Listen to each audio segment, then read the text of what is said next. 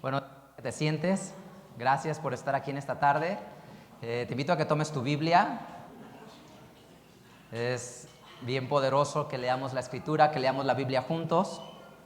Y si no tienes una Biblia impresa, toma tu celular. En tu celular puedes leer la palabra de Dios y es sumamente poderoso que tú leas la palabra de Dios. Quiero invitar a todos que tengamos nuestra Biblia, que leamos y que reflexionemos lo que hoy tenemos en esta tarde. Bueno, pues te quiero decir que estamos próximos a celebrar la fiesta de la Pascua.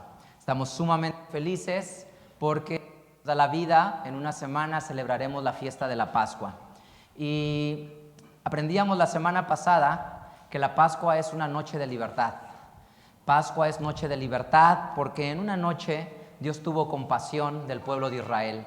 En una noche Dios sacó a los israelitas de Egipto y a través de la sangre de un cordero ellos alcanzaron la salvación. Y cuando viene Jesús, en Juan 1:29 la Biblia dice: he aquí el Cordero de Dios que quita el pecado del mundo.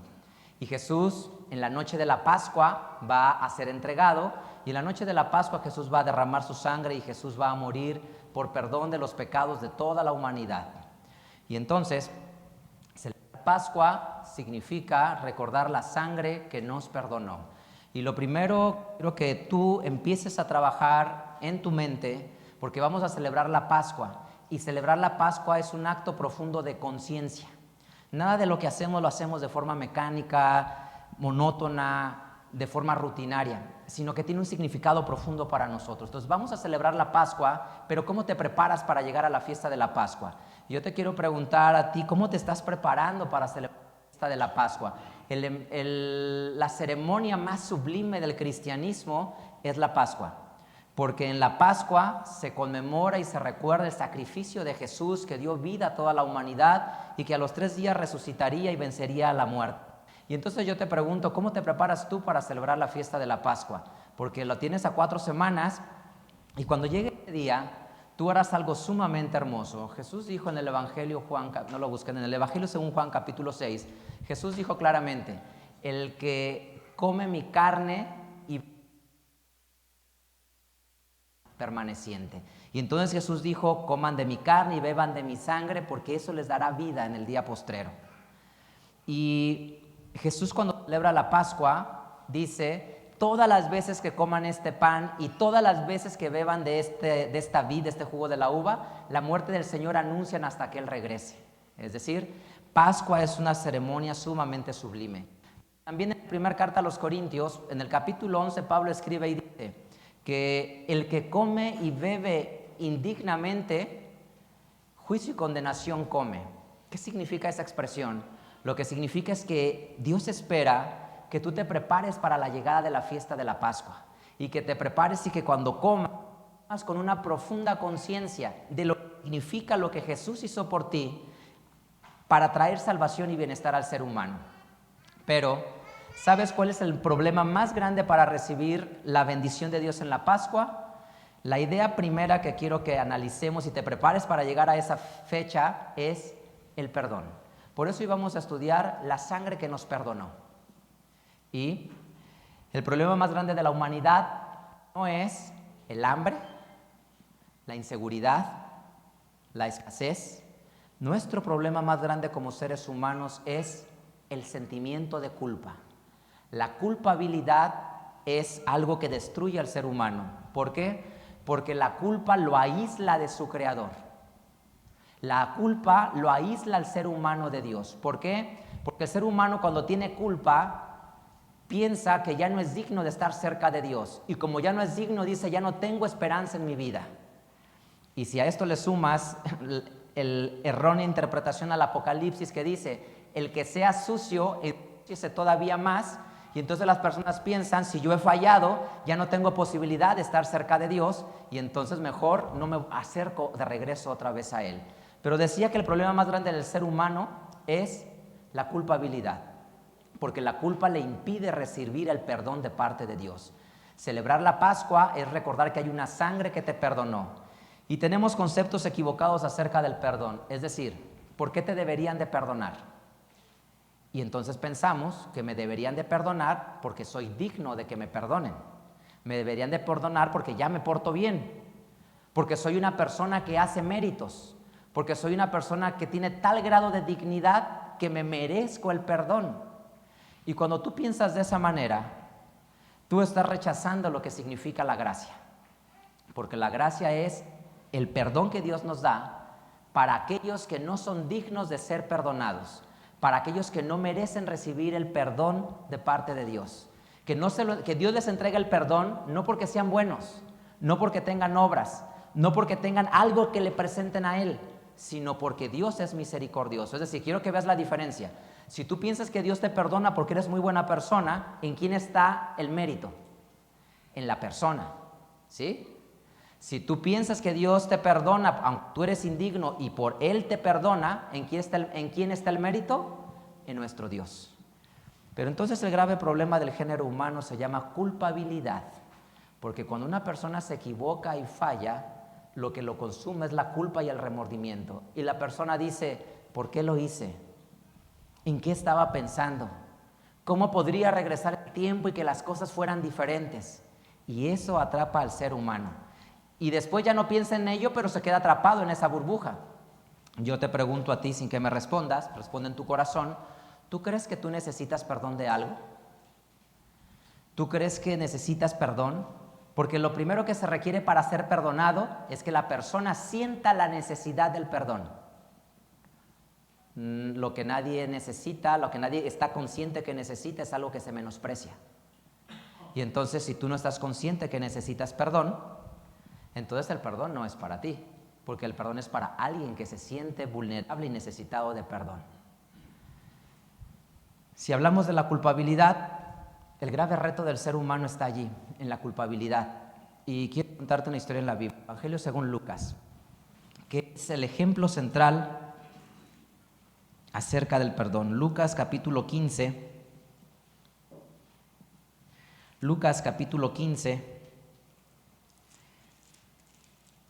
versículo 17 al 24. Dice la Escritura: y volviendo en sí dijo, ¿cuántos jornaleros en casa de mi padre tienen abundancia de pan y yo aquí perezco de hambre? Me levantaré, iré a mi padre y le diré, Padre, he pecado contra el cielo y contra ti, ya no soy digno de ser llamado tu hijo, hazme como a uno de tus jornaleros. Y levantándose, vino a su padre, y como aún estuviese lejos, viólo su padre y fue movido a misericordia, y corrió y echóse sobre su cuello y le besó. Y el hijo le dijo, Padre, he pecado contra el cielo y contra ti, ya no soy digno de ser llamado tu hijo. Mas el padre dijo a sus siervos, saquen el principal vestido, vístanlo, póngale un anillo en su mano, zapatos en sus pies, traigan el becerro grueso, mátenlo y comamos y hagamos fiesta, porque mi hijo muerto era y ya revivido, se había perdido y es hallado. Y comenzaron a regocijarse. ¿Qué es lo que te das cuenta en esta lectura? Quiero que veas la confrontación entre el pensamiento del hijo pródigo y del padre. El hijo pródigo, ¿qué piensa dentro de él? No soy digno de ser llamado su hijo, me levantaré e iré. Y este es el grave problema. El pecado crea culpa en el ser humano y la culpa crea división entre Dios y el hombre. Es decir, ¿por qué el problema del ser humano no es la guerra, no es el hambre, no es la escasez, no es la pobreza? El problema del ser humano es la culpa. Porque cuando un ser humano piensa que es indigno del amor de Dios, se aleja de Dios. Y eso crea una barrera entre la humanidad de Dios de forma que nos podamos volver a encontrar con Él. Y quiero que lo veas en la historia del hijo pródigo. Mira el pensamiento del hijo pródigo. El hijo pródigo dice, no soy digno de ser llamado tu hijo. No soy digno. Y dice, me levantaré, iré. Y aunque volvió en sí, se dio cuenta de su error y tomó el valor para ir. Cuando llega, ¿cuál es su pensamiento y su discurso? No soy digno, no lo merezco. Hazme como uno de tus jornaleros. Y miren la posición opuesta de su padre. ¿Qué le dice su padre? Lo abraza, lo besa y dice, saquen el principal vestido, el principal zapato, póngale el anillo, sacrifiquen al becerro, porque mi hijo perdido era y se ha encontrado. Quiero que te des cuenta la diferencia en la posición. Llegar a Pascua implica que tú seas consciente que quizá a veces te sientes en culpabilidad. Entre más joven eres, quizá menos culpa tienes. Los que somos más mayores como yo, entendemos este concepto de la culpa. ¿Por qué? Porque como padres decimos, quizá o no quizá, estamos conscientes que hemos transmitido a nuestros hijos malos hábitos, resentimientos, enojos, tristezas, dolores. A lo mejor en nuestro corazón hay tristeza porque no hemos sido los hijos que deberíamos de ser para nuestros padres. Quizá no hemos sido el esposo que nuestra esposa merecía o el esposo que prometimos ser cuando juramos fidelidad y lealtad en el altar. Cualquiera que sea el pensamiento, a veces lo disfrazamos y tratamos de olvidarlo y de ignorarlo como que si no existiera. Ir a Pascua es recordar que el ser humano puede ser en dolor y en sufrimiento, y eso alejarlo de Dios, y eso hacerlo pensar que no es digno. Y piensa en el hijo pródigo, él dijo, no soy digno, y el padre lo abrazaba. ¿Cómo se siente una persona? Dice el libro de los Salmos, ¿cómo se siente una persona que tiene culpa en su corazón? Salmo 77, Salmo número 77, una persona que tiene culpa, le pasan estos sentimientos y piensa de esta manera. Salmo 77, versículos 7 al 9.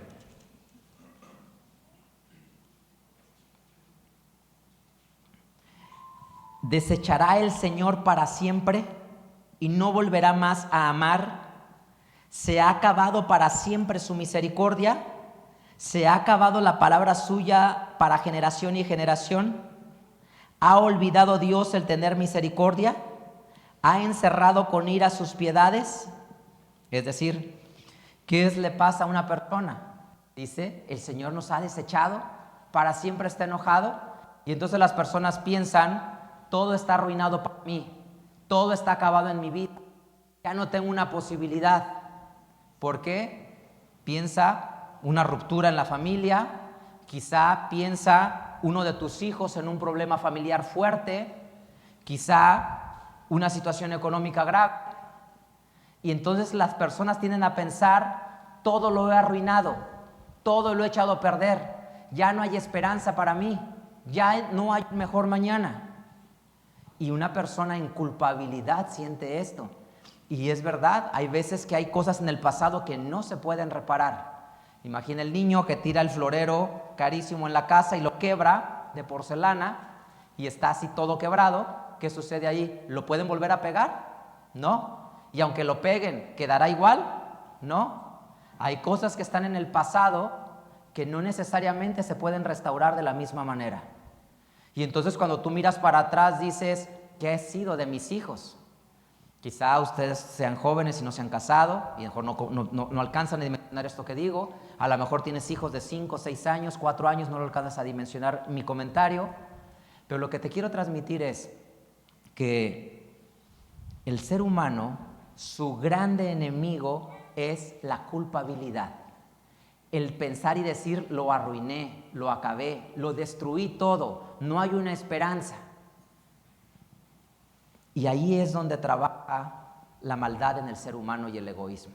Encerrarse en pensar que no existe para ellos.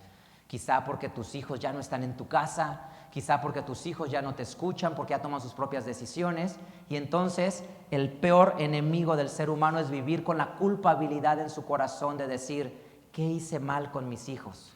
¿Qué hice mal en mi entorno? ¿Qué hice mal con mis padres? ¿Qué hice mal en mi relación que todo terminó mal? Y eso es la culpabilidad en el ser humano. Dice el libro de los Salmos, aquí mismo, número 32. Salmo número 32. Entonces nuestro enemigo se llama la culpa. Salmo 32, versículo 3 y 4.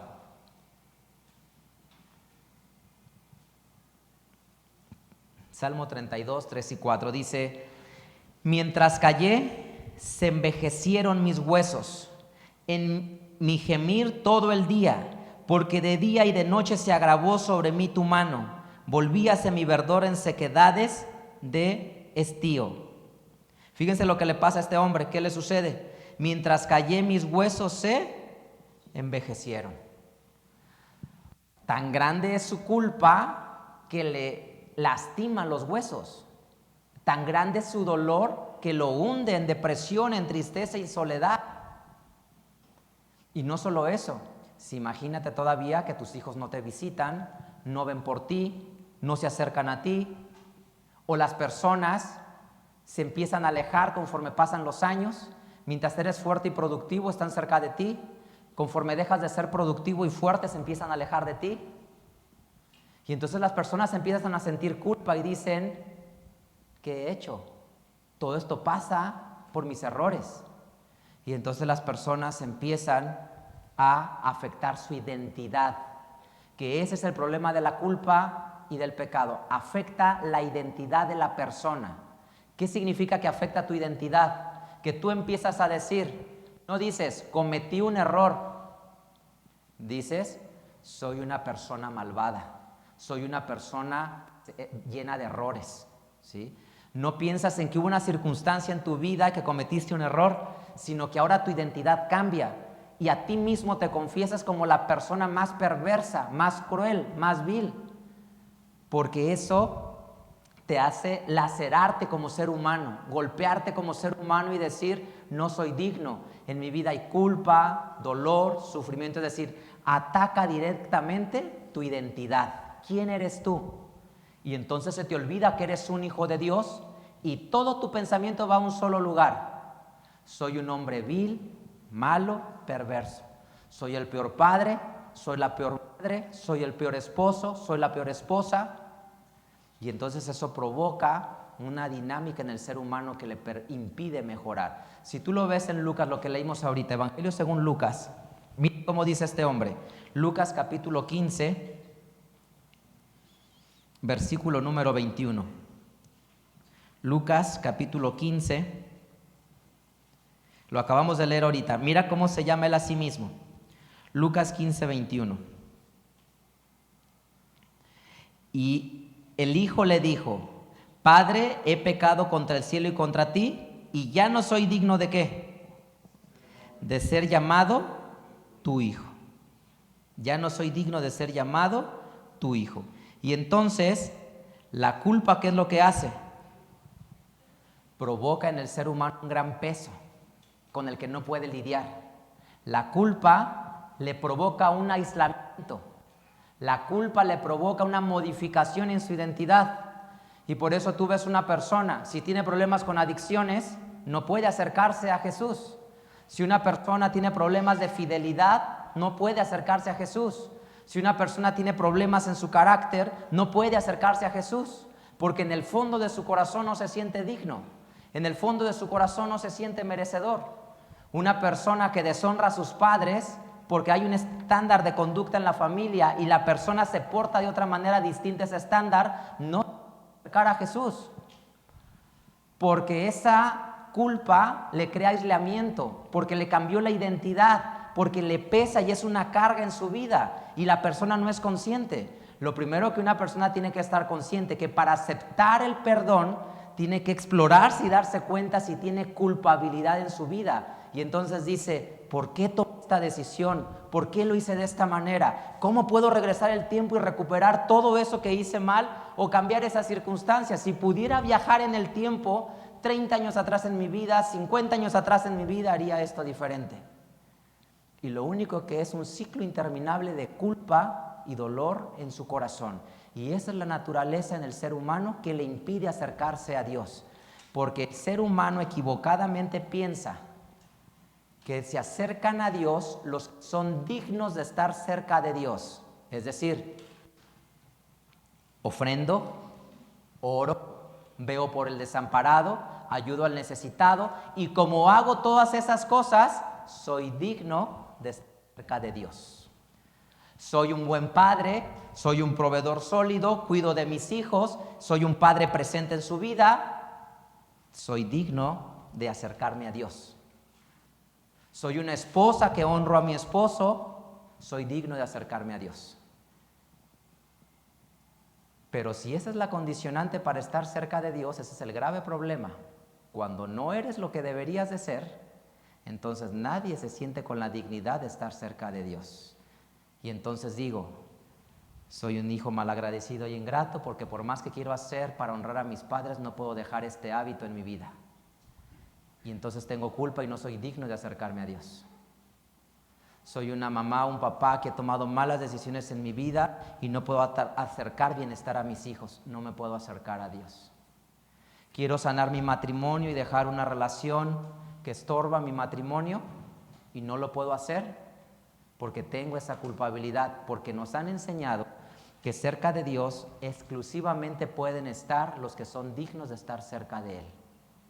Y entonces, ¿cómo le voy a orar si acabo de explotar y hacerme todo un mar de ira, ofender y lastimar a las personas que están cerca de mí? No soy digno de acercarme a Dios. ¿Cómo me voy a acercar? Tengo mis amistades y no he podido romper ese ciclo en mis amistades. ¿Cómo me voy a acercar a Dios si soy una persona que vive en esta maldad? Y entre más piensas de esa forma, más lejos estás de Dios. Porque entonces piensas que tú podrías estar cerca de Dios por tu dignidad, por tu honor, por tus méritos, por tus obras. Y eso crea una distancia entre el hombre y su Creador. Y para eso, dice Isaías 59, y entonces se vuelve un círculo vicioso que hunde al ser humano. Isaías capítulo 59, versículo 9 al 11. Eso crea un círculo vicioso en el ser humano, que hay personas que luchan por regresar a Dios, pero la culpa los hunde, la culpa los aleja. Isaías 59, versículo 9 al 11, dice la Escritura: por esto se alejó de nosotros el juicio, y no nos alcanzó justicia.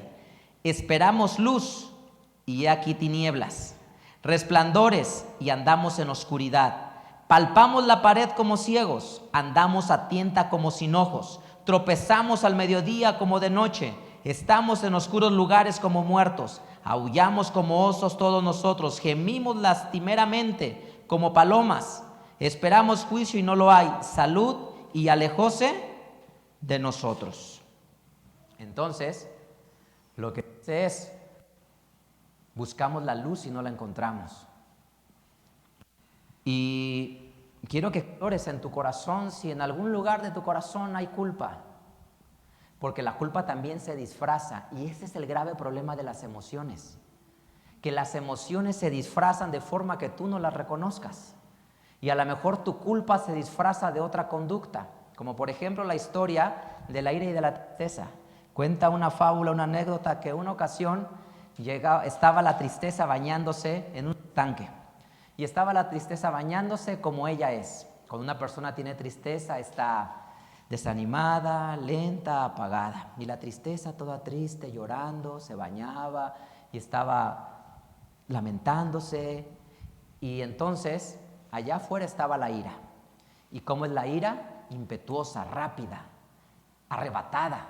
Y la ira llega corriendo para bañarse también, se quita la ropa, la avienta y se echa al lago donde estaba la tristeza, y rápido, toda enojada, se asea, se baña rápido, molesta, iracunda, sale rapidísimo, y por su prisa y su arrebato, al agarrar su ropa, en vez de tomar su ropa, toma la ropa de la tristeza y se la pone encima y se va.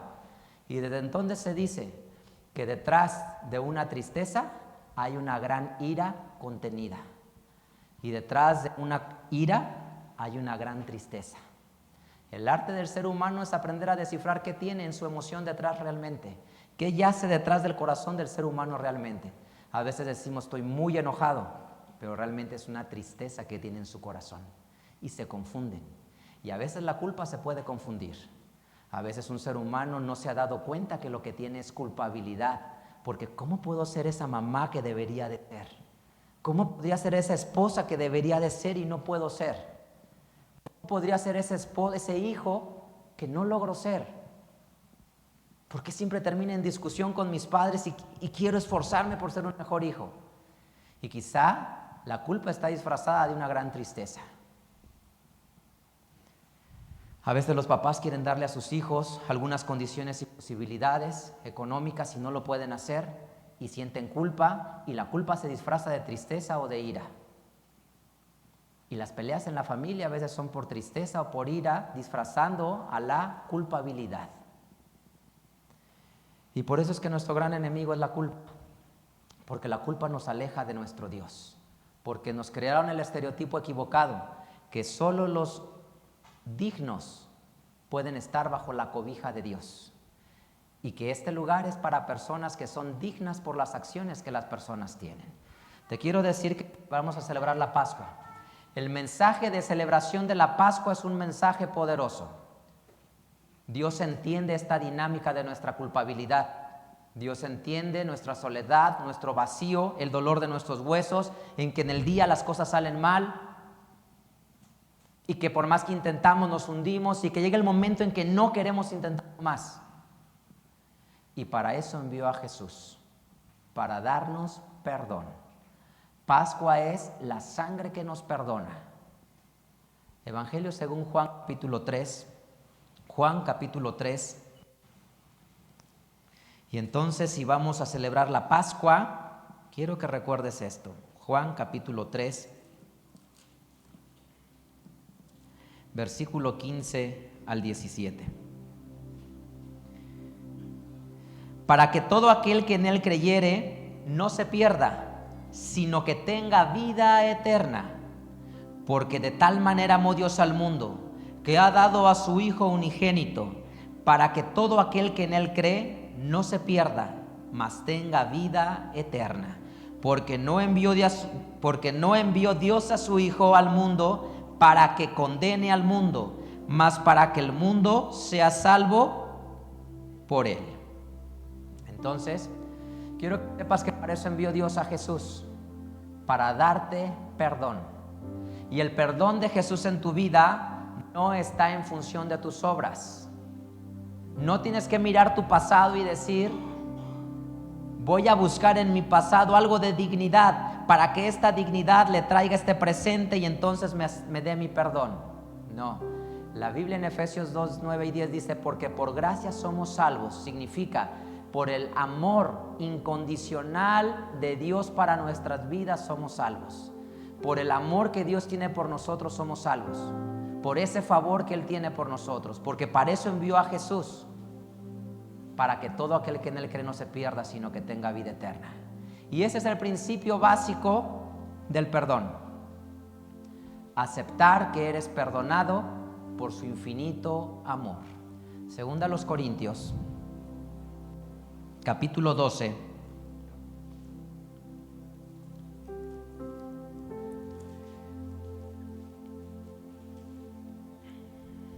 Capítulo 5, segunda a los Corintios, capítulo 5, ahorita leeremos el 12, segunda a los Corintios, capítulo 5, versículo 18.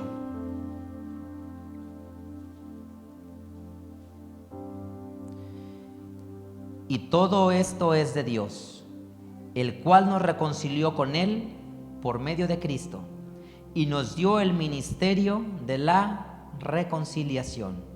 Significa que Él nos reconcilió a través de la persona de Jesús sin tomar en cuenta nuestros pecados. Y lo que quiero que te des cuenta es una cosa bien básica. Generalmente los humanos pensamos, no hay un mañana para mí, no hay esperanza, he echado todo a perder, he descompuesto todo. El perdón de la sangre de Jesús es que tú digas, hay una nueva esperanza para mi vida, hay un nuevo amanecer, hay una nueva oportunidad de intentar las cosas, hay una posibilidad nueva de reconstruir el mundo, de hacer que las cicatrices sanen, de hacer que traiga bienestar. Si destruí mi pasado, Dios tiene el poder de reconstruir mi presente. Y eso significa aceptar el perdón.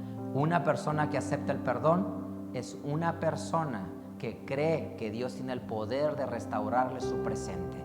Que no dice más, lo eché a perder, sino que dice, Dios lo va a resolver, Dios lo va a restaurar, Dios volverá a reconstruir todo. de la mano de Dios me ayudará. Y entonces date cuenta lo que pasa. Quitas la culpa, pide acercarte a Dios y ahora sí te puedes acercar a Él. Porque estás cerca de Él no por tus obras. Estás cerca de Él porque en su carácter es dar amor. En su carácter es dar bondad. En su carácter está darte una nueva oportunidad. Y por eso te acercas a Él. Y cuando te acercas a Él, ahora sí empieza a trabajar en tu vida. Porque ahora sí te ayuda a dejar esas relaciones que destruyen tu presente. Esos hábitos que destruyen tu vida. Cuando te permites acercarte a Él, todo empieza a renovarse y a cambiarse. Cambia tu mente y cambia tu identidad, porque tu identidad era no soy digno de nada, y ahora tu identidad es soy digno del amor de Dios, soy digno del favor de Dios. La gente puede decir otra cosa, tus hijos pueden gritar y decir eres el peor padre o la peor madre del mundo, pero Dios dice de mi mano te restauraré y te reconstruiré. Tus padres a veces enojados contigo pueden decir eres un hijo ingrato y malagradecido, pero Dios de su mano te dirá te restauraré y te haré un hijo honorable.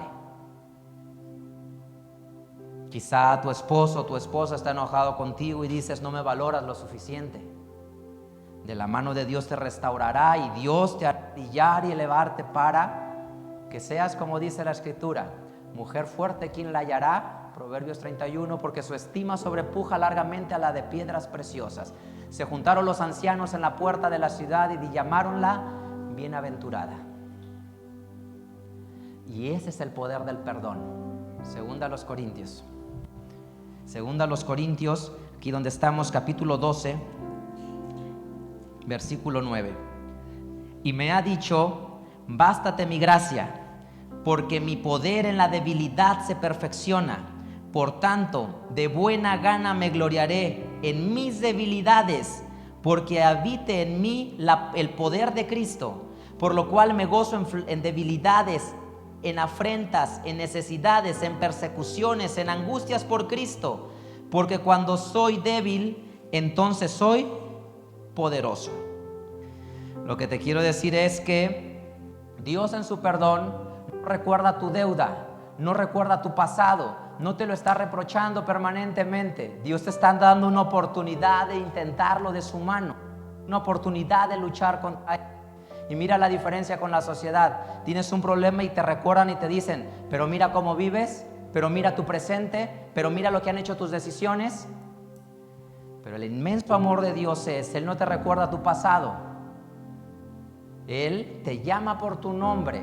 Él te abraza por lo que espera que tú seas. Y esa es la grandeza de Dios. Que Él quiere alejar la culpabilidad de tu vida para que tú vengas y estés cerca de Él. Entonces vamos a celebrar Pascua. La noche que celebremos Pascua quiero que tengas presente una cosa y de aquí a allá, ¿tengo culpa en mi vida? Y si no tienes culpa en tu vida, que grabes en tu corazón, si en algún futuro lo llegas a necesitar, que te acuerdes de que la Pascua significa que estamos cerca de Él no por nuestra dignidad. Estamos cerca de Él por su amor y por su bondad, porque su carácter de Dios es darnos amor y bondad. Y cuando celebramos la Pascua, esa es la parte esencial que tenemos que vivir nuevamente. La sangre que nos perdonó, que Él nos ha amado y nos ha abrazado. Mateo capítulo 26. Mateo capítulo 26. Versículo 26 al 29.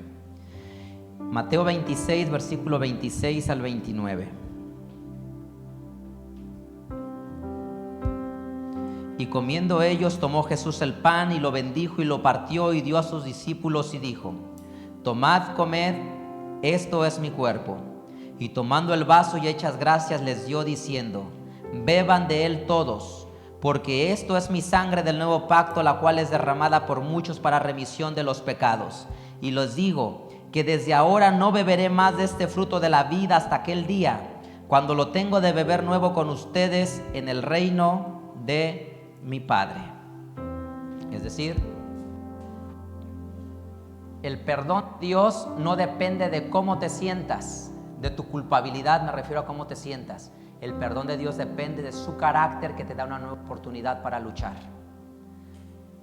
Esa noche Jesús tomó el pan y lo bendijo y lo partió y les dijo: coman del todos. Cuando llegue esa noche, que tú tomes el pan en tus manos, en tu mente debes de decir y en tu corazón debes de recitar: soy hijo de Dios. La sangre de Jesús me ha rescatado. No soy más un pecador. No soy más una persona llamada por su pecado. Soy el Hijo de Dios que me ha restaurado. Él tiene un plan para mi vida. Él va a bendecirme y su respuesta viene en camino por mí. El libro de los Salmos dice que nos alcanza su bendición. Eso significa, tú sigue caminando de la mano de Dios. Y cuando vayas caminando, cuando menos pienses, la ayuda de Dios te alcanzará y te atrapará. Porque su ayuda viene en camino. Porque su respuesta viene corriendo a tu vida. Y por eso cuando comas del pan y bebas de la copa, recuerda que su sangre nos perdonó. Porque está en su carácter. No por tu dignidad, sino por su bondad. Todo lo que yo pueda hacer, de ir a predicar su palabra, de levantarme a orar, de leer la escritura, de esforzarme porque el evangelio se propague, de perdonar a los que me ofenden, de darle amor a las personas, de tratar de hacer un mundo mejor para los míos. Dios no me ama por eso. Dios me ama porque en su carácter está amar. Porque Dios es amor. Y todo lo que podemos provocar y hacer es por el amor que Él nos infunde, es por la bondad que Él pone en nosotros. Y eso es lo que Él hace. Primera a los Corintios 11. Primera a los Corintios 11. Versículo 23. Porque yo recibí del Señor lo que también os he enseñado. Que el Señor Jesús, la noche que fue entregado, tomó pan y habiendo dado gracias, lo partió y dijo: tomad, comed, esto es mi cuerpo que por ustedes es partido. Hagan esto en memoria de mí. Asimismo, tomó también la copa después de haber cenado, diciendo: esta copa es el nuevo pacto en mi sangre. Haced esto todas las veces que bebieres en memoria de mí. Porque todas las veces que coman este pan y beban esta copa, la muerte del Señor anuncian hasta que vengan. Y esta es la profunda celebración de la Pascua. Y si tenemos listo, esta es la celebración de la Pascua que quiero que todos estemos conscientes. Quiero que veas un breve video conmigo para que entiendas esto.